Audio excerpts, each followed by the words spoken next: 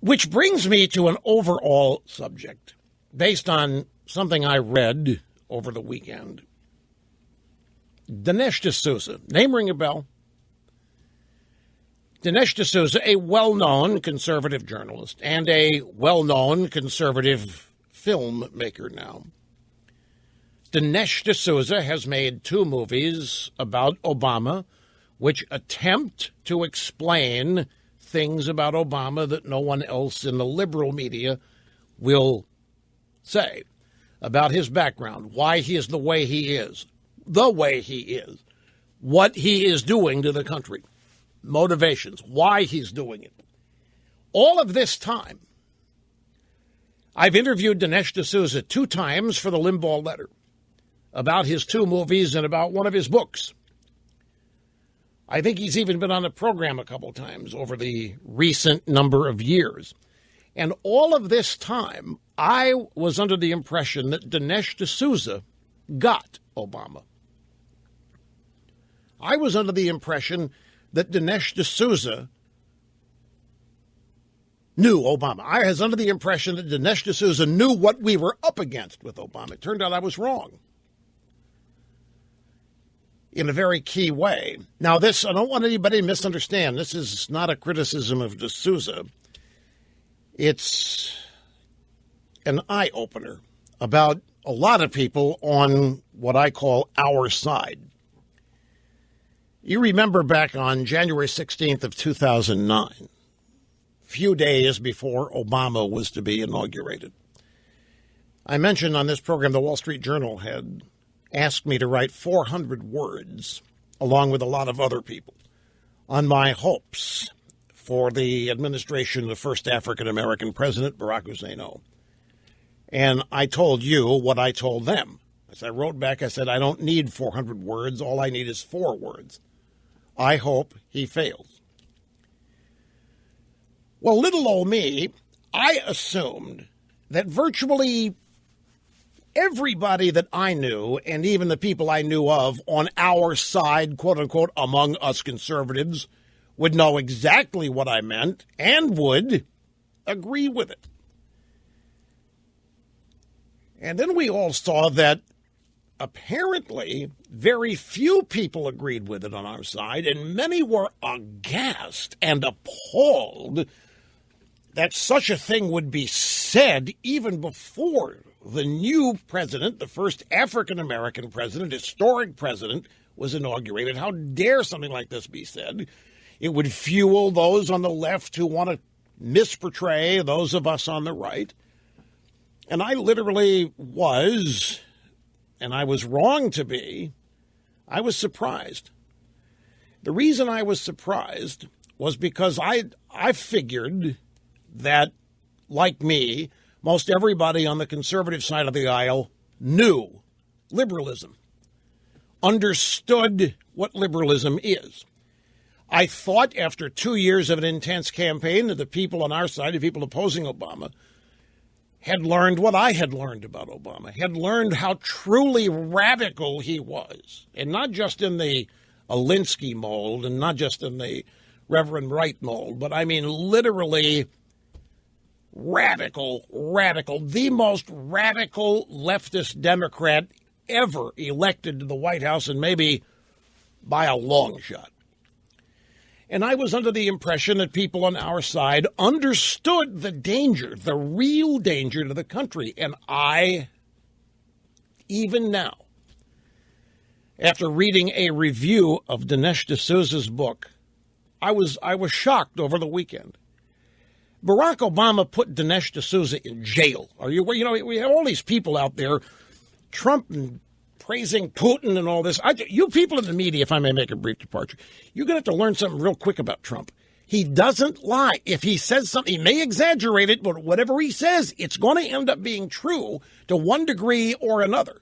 And you're always going to end up with egg on your face. Every time you think Trump says something outrageous that you think is an out-and-out lie, it's going to come back and bite you. Trump says nobody's proven Putin killed journalists. Putin put journalists in jail. No, but Barack Obama has put journalists in jail. And the journalist he put in jail was Dinesh D'Souza. on a trumped-up, phony campaign finance charge. There is no question that the Obama Department of Justice went after Dinesh D'Souza. It's been studied. Things that D'Souza admits that he violated campaign law. He's not claiming he didn't, but it was tiny and practically irrelevant and common, and nobody's ever been prosecuted for it the way D'Souza was. And nobody's been imprisoned for it. And in fact, there have been many who've done far worse and have broken campaign finance law in many more egregious ways than D'Souza did. They've never been prosecuted, much less convicted and put in jail. But D'Souza was. And he's written a book about it now called Stealing America, What My Experience with Criminal Gangs Taught Me About Obama, Hillary, and the Democrat Party. And you know what this is? Up until now, Dinesh D'Souza admits that he thought all this time Obama was just a liberal, a Democrat, another in a long line of Democrats, and that the liberalism of Obama was just an intellectual exercise against which we must debate. There was nothing inherently destructive about Obama. He was just a liberal, and it was an intellectual challenge for us on the right to go up against Obama and to see if we could win the argument in the arena of ideas. I was stunned. I was stunned that it took being put in jail for Dinesh D'Souza to admit that he didn't know what Obama and the modern-day Democrat Party was really all about, meaning the transformation of our country, the destruction of our country as founded, and the transforming of it into something it was never intended to be. The all-out assaults from day one on all the traditions and all the institutions and the people who have defined this country and made it great. It has been the singular mission of the Obama administration to transform this country. The evidence is everywhere. And D'Souza was not alone. I can quote you David Brooks. I can quote you all the conservatives who praised the nomination of Eric Holder for Attorney General.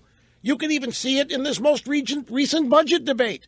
It is clear that many Republicans and a lot of conservatives, even to this moment, do not really understand what we're up against and what we have been up against for 7 years.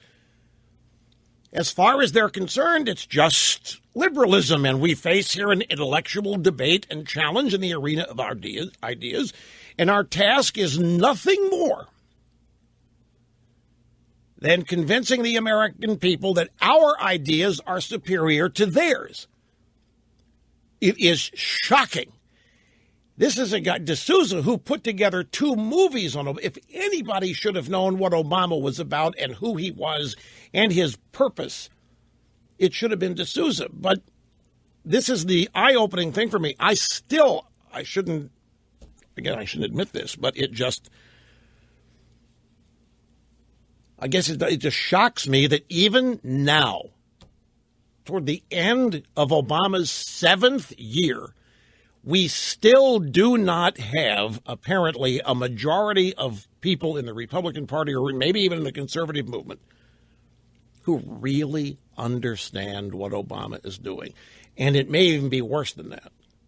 It may well be they do understand it. It may well be that they're fully aware of the effort to overturn this country as founded. I mean, that's what's taking place here. And I don't see how that can be so easily denied. I mean, the evidence is staring in the face more so each and every day. My quote-unquote problem is I knew it before Obama was even inaugurated what was coming down the pike. I knew what his purpose with Obamacare was. I knew when he threw back the Winston Churchill bust in the Oval Office. I knew when I listened to tapes of Obama talking to his buddies in 2002, 2005, 2006. I knew what he thought of this country. Unjust, immoral, should not have existed, and is not a legitimate superpower. There's no such thing as American exceptionalism.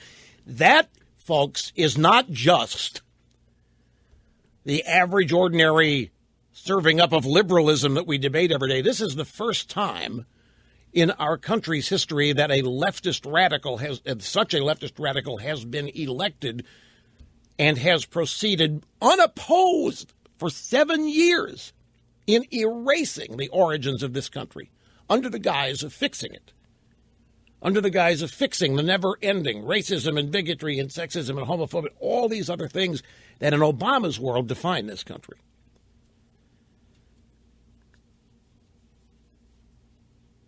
I think it's one of the things that explains this budget deal. I think it explains a lot. The Republican Party not pushing back, not wanting to disagree. If they do recognize what I recognize, it must be pretty daunting to say so and stand up and fight against it, which maybe they don't want to do, I guess. Could be any number of explanations. I can take a break, though. Sit tight. We'll be back. Don't go away. Yeah, I know. My audio cut out. I just had to wait for it to come back. I think my battery's loose in here. Anyway, greetings. Welcome back, folks. Rush Limbaugh. Let me read to you, just to batten down what I'm talking about here. Andy McCarthy wrote the review in National Review Online for Dinesh D'Souza's book. Again, by the way, there's nothing personal here, and there's no attack on anybody. This is just, again, for me, an eye-opening learning experience, an opportunity for this to be a teachable moment, actually. But the things that have happened here for 7 years that need not have happened if only people had been awake. Precious were the recriminations after the first Democrat presidential debate. Hillary Clinton, amid what is more coronation than a contest, had proudly boasted of making the Republicans her enemy. How despicable, Republican graybeards gasped. I mean, after all, this is just politics, not war. At the end of the day, we're all fellow patriots. We're all in this together, not red states and blue states, as Obama himself framed it in 2004. But we're all one people. These old Republican graybeards, these old line Republican moderates. Yeah, we're all together. All of us are defending the United States of America. Democrats have their ideas, and we have our ideas, and Obama is just the latest Democrat to come along. But now Dinesh D'Souza has seen the light. He would tell you now that Hillary hit the nail on the head, that she does look at us as the enemy. I've been screaming this and shouting this for 7 years. The Democrat Party considers us a greater threat to them than they do any foreign threat. Anyway, I'm up against it on time here. I want to develop this a little further, and there's a companion piece, as it turns out, in National Review about the new totalitarianism of the Democrat Party, which is out there for one and all to see if you want.